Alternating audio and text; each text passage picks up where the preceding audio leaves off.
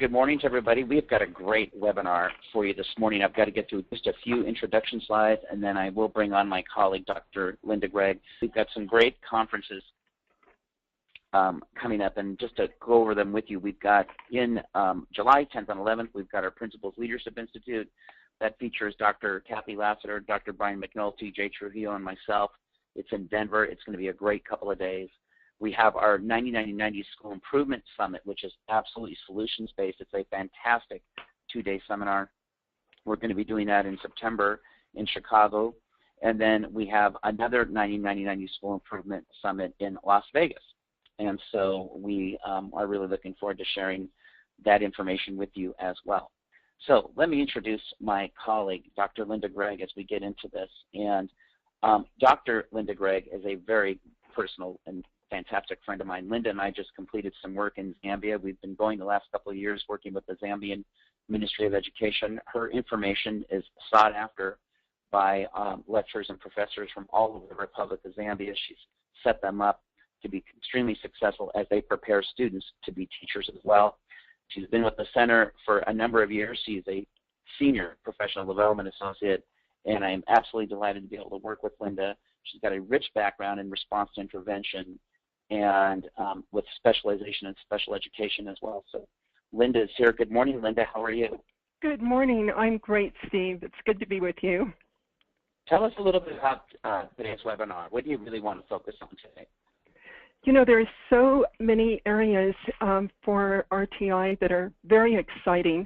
And one of the things I wanted to focus on today is looking at some of the assessment options that are available to schools, to districts, classrooms.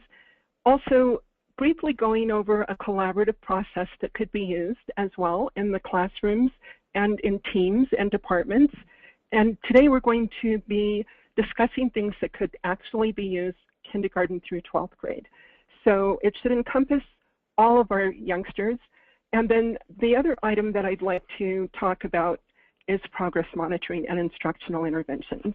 So it's a lot packed in, but we also have some additional resources at the end to share with people. This is fantastic. So let's get right in with some participation. And we have a poll question, folks. We're going to open up the poll for you right now. And simply the question is, are you getting the results that you feel you want with your current intervention system? So we've got 4 choices. You can go ahead and vote in. I'll let you see what the results are, or I think you can view them yourself. And then Linda, you can interpret those, and we can go ahead and use that as we shape the rest of the webinar. Okay, fantastic. So we're giving everyone an opportunity to respond to the poll? We are. Oh, yes. We have nearly 70% already, and so we will wait another 5 seconds or so that we can give everybody an opportunity to lend us their response. Great. Yes, and so far, Linda, no one has said their intervention system is excellent. Oh, I was looking for those. Okay, I'm going to close it in 5 seconds. 5, 4, 3, 2, 1. And here are the results. Oh, great. Okay. Well, you know, it's interesting. These results are pretty common for the country. As you know, Steve and I work across the United States, and RtII is actually in other countries as well. One of my colleagues, Mary Badra, for example, works in Abu Dhabi, and they're using RtII very successfully there as well. And she's one of the co-authors of a seminar that we just wrote for advanced RtII. And so one of the things I wanted to share with you is the fact that even though you have not listed excellent, some of the areas you may indeed be doing a fabulous job with. So it's overall, this is just a general picture of how you're doing, but I'm sure in assessment, for example, you may be doing an excellent job, or in human resources, an excellent job. So there are different areas. Actually, let's take a look at this next slide for who does RtII actually work for, and it's for absolutely everyone. We're talking about a deeper area of RtII today, though, because we started in 2004. Most schools, to some degree, have already started using RtI, but as you could see from the poll, not as successfully. Perhaps they're not getting the results as successfully as they want. We use RtI for entire state departments where they're actually creating or redefining at this point, reframing their framework for RtI. Public school districts creating their own framework for RtI. And then also at the school level, we're looking at teachers and administrators providing that really strong professional development so they understand what the intervention should be and what some of the research-based instructional strategies are. The other thing, Steve, that I'm noticing is that a lot of schools have actually added interventionists, and they've redefined some of the roles of coaches around RtI too. So we'll talk about that as well. Yeah. And then our next slide, and there is just a slight delay with slide advancement, but our next slide really is talking about specific elementary response intervention to secondary, Linda, and I'm hoping you can help our clients and our listeners understand what's the progression for response intervention from elementary through secondary, and how can that be implemented? Thank you. Well, you know, it's being implemented differently across the country. Some districts that I go to, they're only providing RtI services to youngsters K through 3. Some are only doing elementary, some are only doing secondary. And what they wanted to do was a phase-in program. But the truth is that RtI is for everyone. And even though the system may look a little different from elementary through secondary because of scheduling and other issues at the secondary level, it can be done all at once for K through 12. But again, I know that many schools are doing it as a roll-in, so it's just different from place to place. But I'd like to share with you also some of the ways that you can implement it right away, or go deeper, or maybe answer some of those issues that may be kind of in the background right now and making it difficult to get the results that you wanted. So one of the things that we want to look at is including all of our youngsters from K through 12, and again, our special ed students, but also our English language learners and gifted students as well. And we should provide multiple tiers. The tiers that most people are familiar with typically are 3 tiers: core instruction at Tier 1, supplemental or targeted instruction or strategic instruction at Tier 2, and intensive instruction at Tier 3.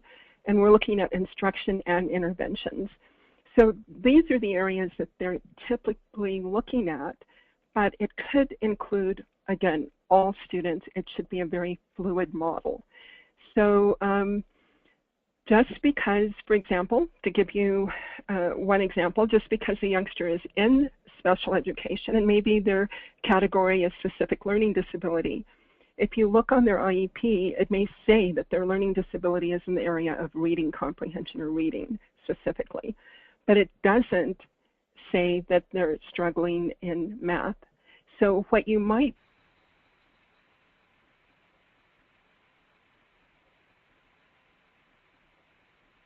you're seeing on the left side of your screen, where you have small group instruction.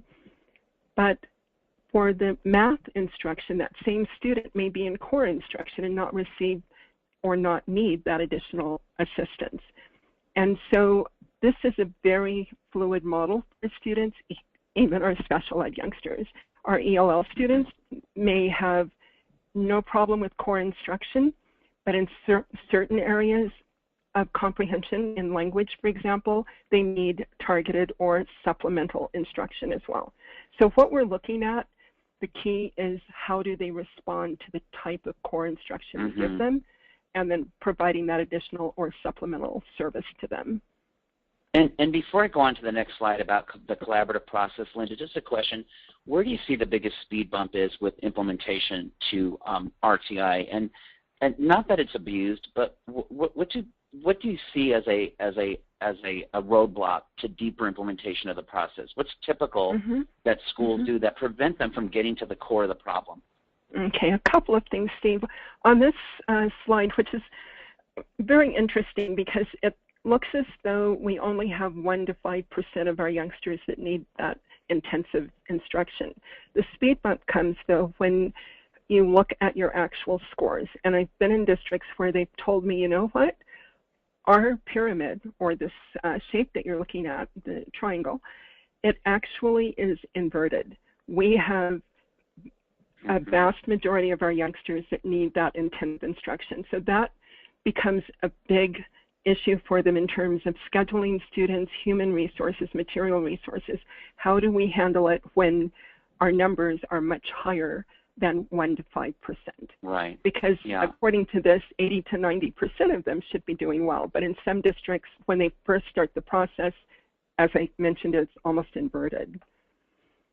Well, and this is why I love the data team process so much. You know as well as I do, this is one of the center's core pieces of curriculum, and I know that you can get to Tier 1 intervention using the data team process. It is very specific, very intentional. We know that many of our clients tell us, hey, listen, we're doing professional learning communities. What we want them to do is within that PLC structure is to actually implement these 6 definitive steps. And every time I do a seminar, and I'm sure you're the same way, Linda, every time I ask people, how is your collaborative discussions coming along? Many people say, well, we've got it dialed in. We're professional learning communities. But then when I show them these 5 definitive steps that we implement with data teams, people say, you know what, we're not even close. We're not talking about this, because what I want people to talk about in data teams is not just looking at, full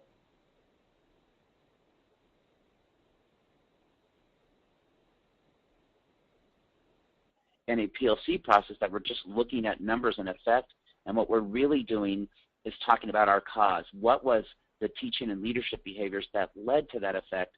So talk to us a little bit more about the power of this collaborative process in terms of RtII. It's really a very effective process, Steve. I've highlighted 2 areas in particular, and you were asking about the stumbling blocks.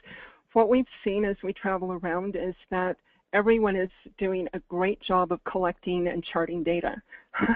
And we almost, in some locations, have too much data. It's, we're data rich. We just assess our youngsters like crazy every single day, and we're collecting all this information. But the key has to be in taking the time to analyze appropriately the data so that it can form our instruction. So one of the things we look at, of course, are the strengths of the youngsters. What do they bring to the table? What are some of the obstacles, and what inferences can we make from that? And along with that area is, if you kind of jump to step 4 for a moment, look at those instructional strategies that match those areas, that match their strengths and some of the deficit areas that they have as well. And also consider not just the instructional strategies, but also the interventions. And then we've added something to the slide that's not on the normal data team process that we use.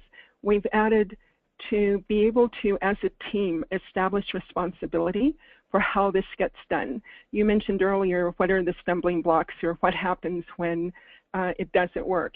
One of the things to look back at is, have you actually clearly define the roles of the people that are responsible for providing this information?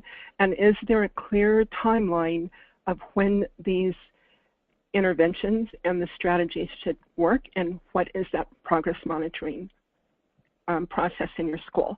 And again, we're going to talk about that in a bit as well, the progress monitoring. This is one point I want to make, Linda, and maybe you can just shed a little more light about it. When our folks get to step 4, selecting instructional strategies, this is what I noticed. There is a difference between a research-based instructional strategy and an activity.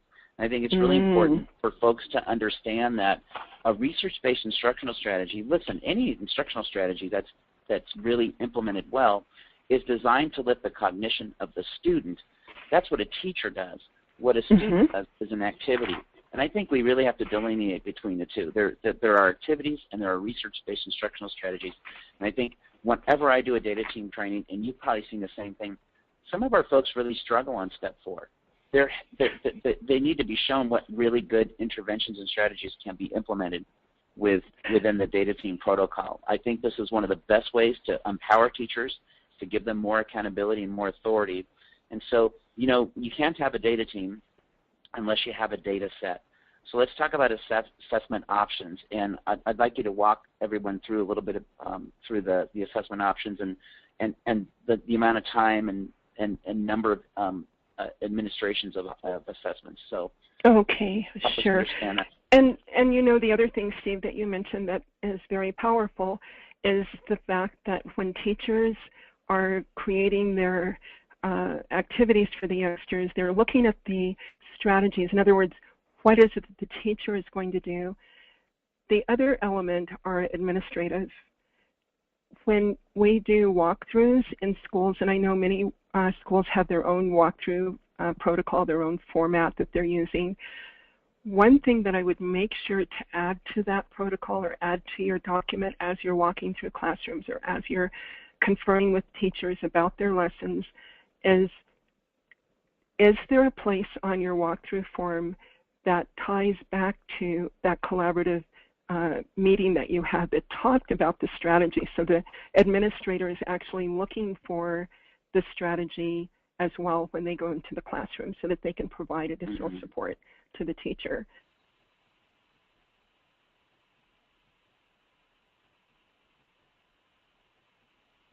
Assessment. I'm sorry, go ahead. No, are you on the assessment options screen? I am. I'm sorry, I kind of carried that last one a little bit longer. I am currently on the assessment options. And so most schools have an annual assessment that's a state-mandated assessment. For example, in California, the California Standards Test. Each state does. I know that some private schools have their own assessment. Some use state, but I know here in the state that I am, they're not required to use a state-mandated assessment, but most schools do. And so that's only once a year, and they'll get the results either at the beginning of the school year starting, they'll get the results in the summer, at the end of spring, at different times. So it's only once a year, but it gives the staff an opportunity to see generically where their students are as a beginning point.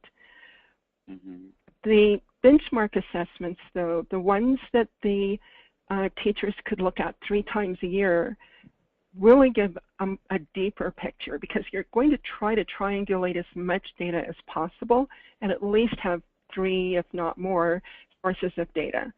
So this is typically in fall, winter, or spring. And I know some schools give dibbles, for example, for their formative, but they also have benchmarking that they do. Some use the MAP test. So there are a variety of assessments, and typically it's in math and in reading. At this point, a lot of times the schools will make the determination that their focus should be in one area or the other, or maybe both. The focus on reading or math, language arts exclusively, or as I mentioned, both. The formative assessments are given to youngsters, and these are typically delivered by classroom teachers either daily, and if it's daily, it's usually a youngster that's at a higher or more intensive level of need. Weekly, again, higher level of need. It could be bi-monthly. And if it's monthly, it would be youngsters that are really doing well in the core instruction. So the examples of some of those assessments might be end of unit, end of chapter, curriculum-based measurements, to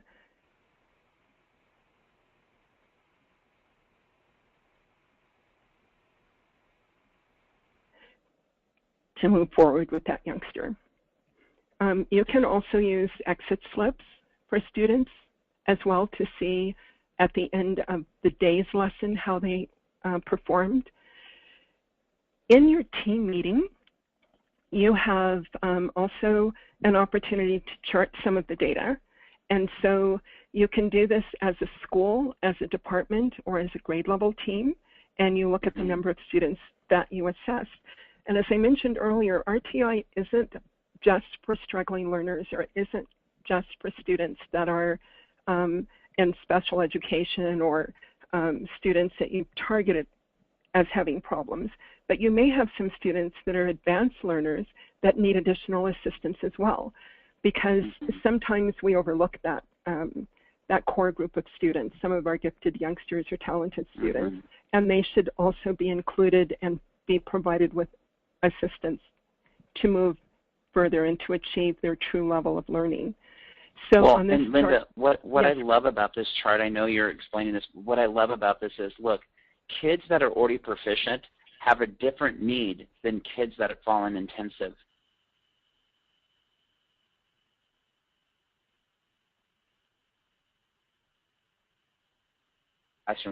Based on individual student needs. Exactly. So, and I love it because here's where teachers can actually make an inference, then decide what the student needs, and then pick a strategy. Inference is critical, right, for third grade reading comprehension. So too is it when teachers look at data. So if they can inference why, because I think once they land in one of these areas, unilateral, supplemental, or intensive, they ought to at least have a conversation. Why? What was it that led them? You know, what was the cause? And then, and only then, can teachers really start selecting those strategies that match the need. Wouldn't you agree? I mean, this is the best way to organize it. It's a very easy way to organize it, and it's visual to everyone on the team, everyone in the department. The school administrator can provide support because they understand. If you see here, it actually has the name of the students that you're working with. Keep in mind, this is a fluid process. So students that may be intensive for these few weeks doesn't necessarily mean that the next time you provide that assessment, that formative assessment to the youngsters, that they're going to stay there. The goal, of course, is to move them down into the core. I wanted to share with you as well as there are a number of different names across the country for these categories. So Tier 1, for example, core, universal, some call it unilateral. There are so many different names that are used. At Tier 2, or the next area, supplemental, you see on this slide, but some schools also use the term strategic or targeted. So again, it's according to the district or the state you come from. And then the intensive is quite common. There are some school districts that actually have 5 categories. The majority of them that I see are 3, but I've also seen categories for gifted. They have a separate column on this sheet for gifted and talented youngsters as one category, and then at the other end they have a category for special education because they have to receive instruction according to their IEP, individualized education plan minutes as well. I just think it's one of the best ways to organize data. It's extremely transparent. No student is anonymous, and I could see numbers of teachers sharing their students and which area they fall in, so it leads to better strategy selection, which I know we're going to talk to in a few slides. But if you can describe a little bit more about the National Response to Intervention Database and tell folks how to really maximize this, I think this is a great tool. It's a great resource. So let us know how we can really use this. Okay, I took a few screenshots from the website, and if you'll look just above the map on the left-hand side, it's RtII4Success.org, and hopefully many people are already using this website. It's very, very helpful for teachers to and administrators, school districts, states to see what other states are doing, not only their state, but to look across states to see if they have an RtII website that's available. For example, if they have a guidance document or a framework, what is their model for identifying youngsters that may be seen as specific learning disability students? And there's a determination. It's either a discrepancy model or using RtII. And you'll see on many of the states, they're using the RtII model only to help in the identification of youngsters.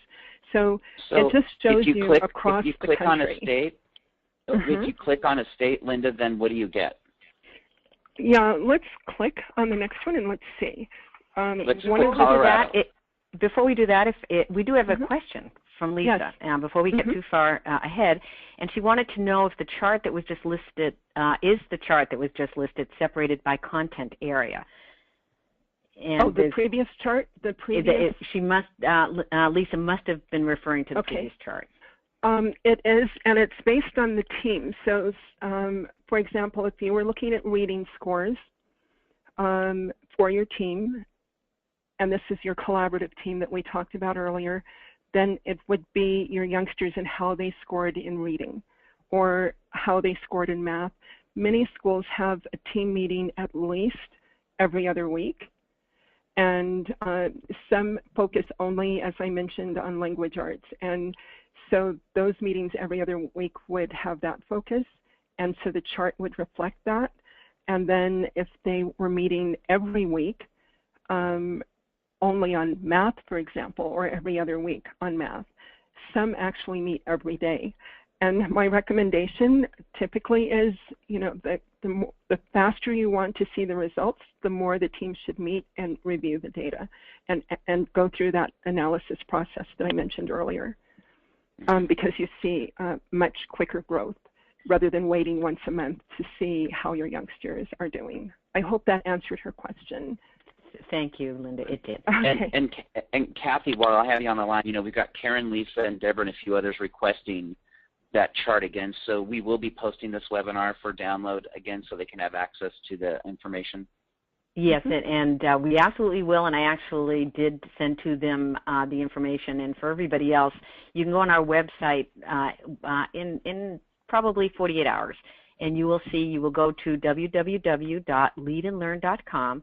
Go to the tab that says Resource Center, Webinars, and there you will see the audio and a copy of this PowerPoint posted. That's perfect. Thanks so much, Kathy. Great. So, Linda, we clicked on Colorado. We get the state RtI snapshot. Right, and when you go to, I'm sorry, go ahead. No, go ahead. When you go to that website, you're going to see a huge map of the United States, and it's very user-friendly. Simply click on the state that you're interested in. And before we go out for people to do presentations, we typically will look at not only the state we're going to, but also the surrounding states as well. And this will give you some of the information. I must say that they're not always 100% up to date, but it gives an awful lot of great information about the state. And so you just click on any one of these. It usually tells you what your website is. You simply click on it. It'll go directly to a website. Colorado, for example, has training videos. It has materials, scenarios. It has a number of free items available to not only people in Colorado, but across the country can see different things. And then it also has a location, in addition to being able to go to the, rather than just going to the website, it also has a download of their framework. So you can take a look at how they're instituting RtI. Is it K through 3, K-12? How are they instituting it, and what are the expectations in the district? I love that website. I do too. And so here comes the hot ticket.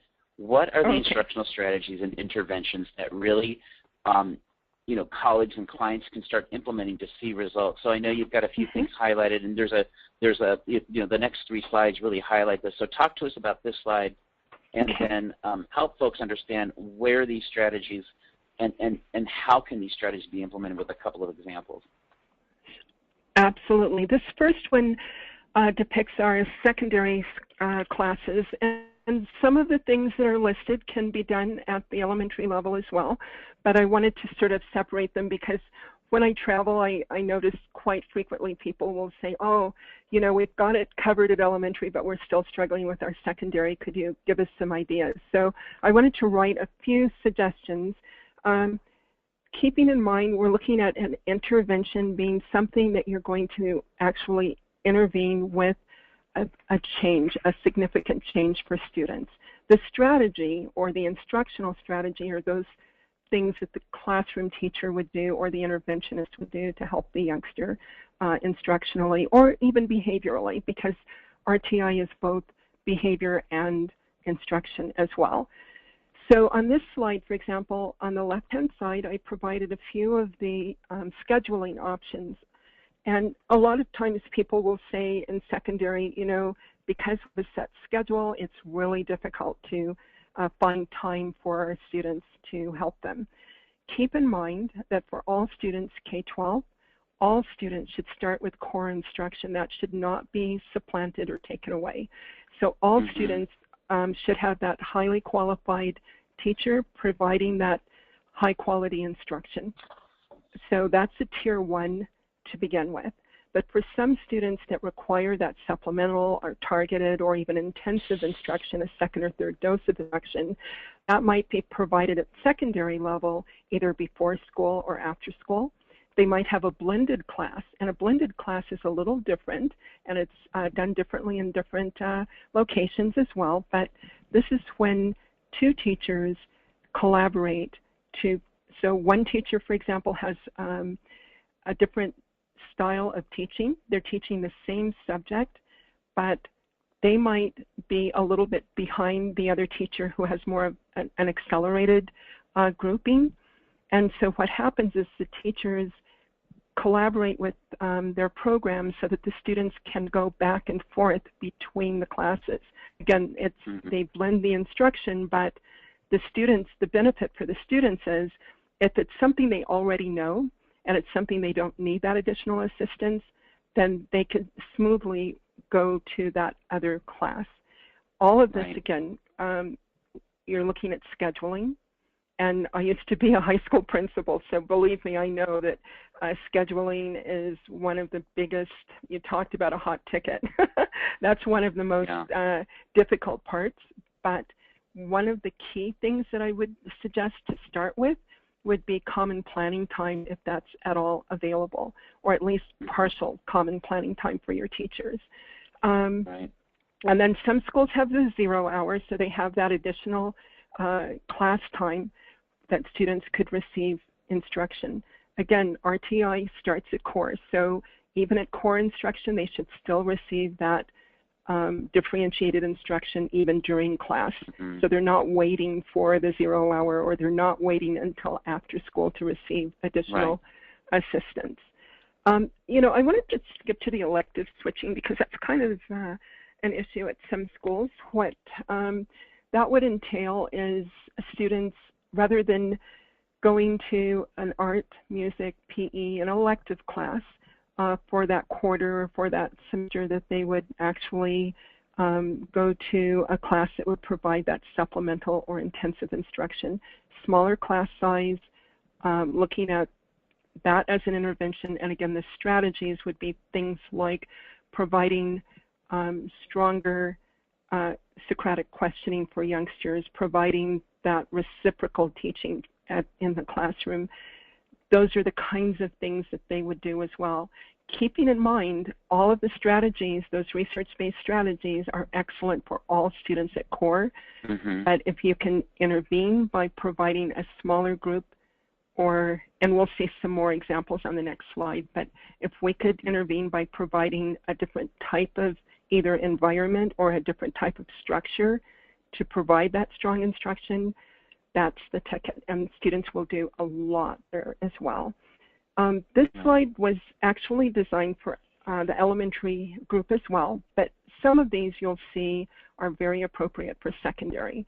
And at the tier 3 or the higher tiers of intervention, trying to keep the numbers small is really critical. I've seen classes where there are as many as 15 students in a classroom for that intensive. It really needs to be anywhere from 1 to 5, a small group as possible. It could also be done in the classroom as a push-in. It doesn't need to be a pull-out. So if you have an interventionist or an instructional coach that may come in, and they're not necessarily always just working with the struggling learner. They might be working with a gifted youngster that requires additional assistance as well, as I mentioned earlier. And so they're working with a small group. The general ed teacher might provide that instruction as well. And if they're using a rotation system, for example, in the class, some of this, they may rotate the entire class so everyone has an opportunity to be with the teacher during that time, but you may have some targeted groups of students that may rotate twice with the teacher, and so they'll come through again. They should have multiple opportunities to show what they can do in a variety of mediums and ways. My favorite, I hear a lot of reteaching. My favorite term is pre-teaching. So what this would mean is that the teacher gives the youngster maybe an advanced organizer before class, the lesson starts, maybe with the vocabulary that they're going to be discussing during the lesson, or maybe a Cornell note sheet, or some type of assistance to them. It could take 5 minutes, but just something to give the youngsters an advance of the teaching lesson itself. So those are some of the items. Team teaching, when possible, is a great strategy as well. Again, a lot of planning goes into that. These are just a few. I could go on. Well, and here's the deal. I mean, we are getting towards the end, but one of the things I see, one of the biggest misconceptions of differentiation in terms of rigor is that, and maybe you've seen this too, Linda, is that this is still alive and well. Many people equate more rigor with more classwork and more homework. And a lot of people with intervention, I mean, intervention isn't speaking slower and louder. This is very intensive, intentional intervention. But one of the things I see with rigor and differentiation is that instead of lifting kids to another level of cognitive rigor, it seems to be misinterpreted as, well, they're getting it, so I've got to give them more work because they're carrying through everything I get. And so I think that this really straightens that out. It talks about what you really have to do for both groups. So, I love those slides. Talk to us a little bit about progress monitoring, and then we'll start wrapping things up. I think this is absolutely critical. You simply can't measure what you don't monitor. Okay, and I wanted to mention also, I had on the slide 30 minutes. It's not a standard, and it's not a standard that every single school or every class needs that 30 minutes of intervention time every day. It's when you scheduled it in your day, and I think the word that you used, Steve, intentional, is most critical. So it's not necessary for the entire school to stop in the middle of the lesson for what they're doing to quote unquote have an RtI time.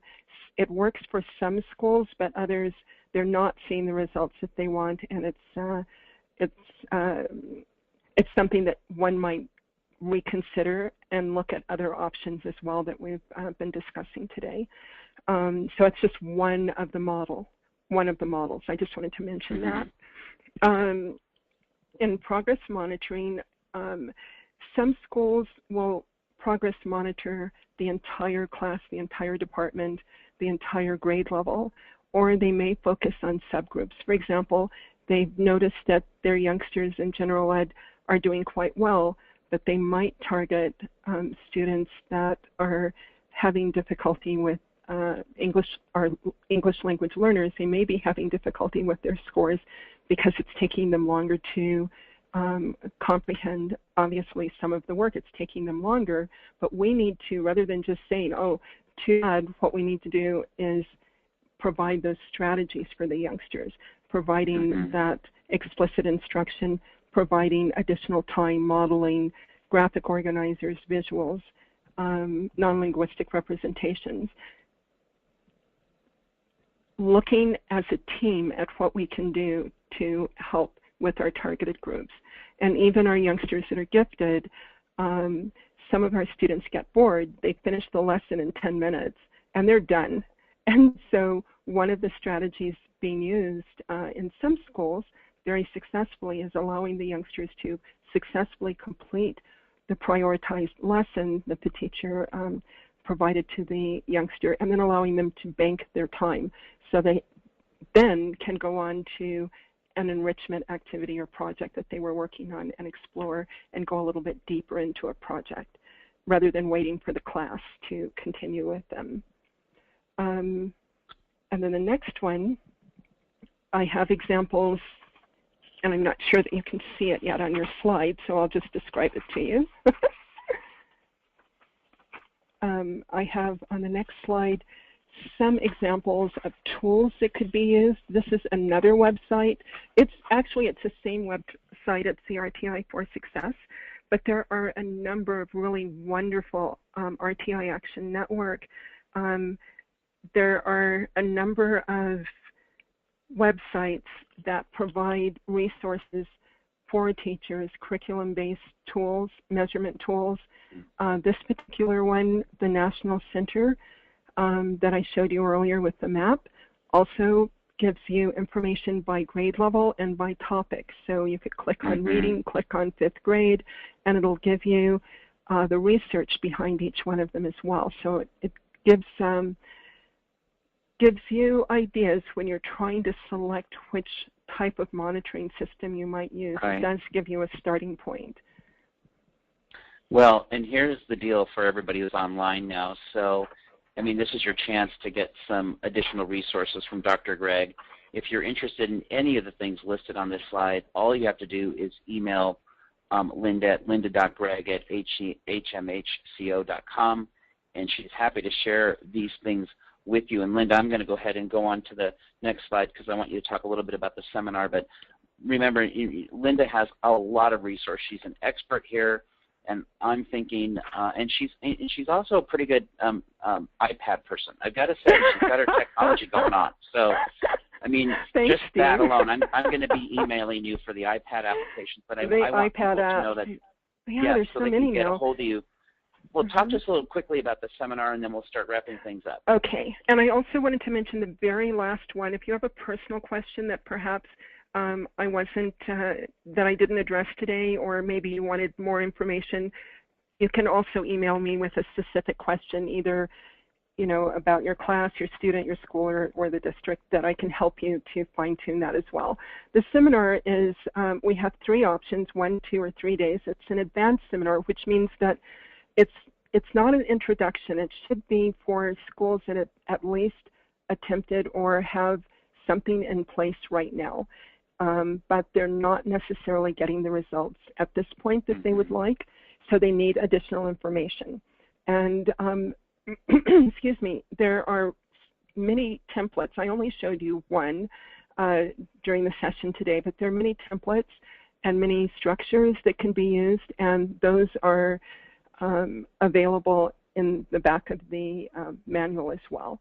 So it's based on a companion book, which has 18 scenarios, but the scenarios are elementary through secondary, and it provides to the participants the ability to use the Common Core state standards.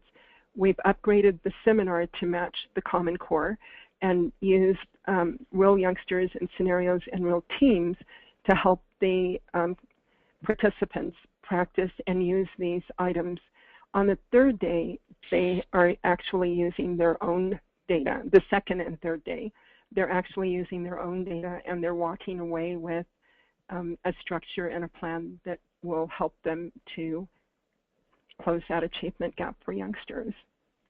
This is fantastic, Linda. This is such a great resource, and the information you shared with today is absolutely critical. Listen, most people, when we go into schools, are reporting to us that kids aren't engaged, that they're not making the grades they want them to make. I think this is an absolutely fantastic solutions-based way to help students succeed even more. So folks, remember now, if you have any additional questions, you can contact Linda directly. Myself and Kathy Shokin are also willing to help you. Kathy is our senior marketing manager. She's been on the call the whole time setting this up. So we want to thank everybody for participating with us. And of course, you can tell us what other topics you'd like to see in future webinars. Linda, I want to thank you again. You did a fantastic job. 45 minutes is not enough, but I hope people got enough information from you, and they can always contact us further for deeper implementation. Our email addresses are on the screen. If you want to talk more about sustaining your response to instructional intervention, you can contact Kyle Helfrich, our national sales manager. He's happy to help you with additional information. So once again, everybody, thanks so much for being a part of this. And Linda, again, we really appreciate your great information. Kathy, thank you as well. So if there aren't any other questions, we'll see everybody soon. Thanks a lot, everybody. Bye-bye now.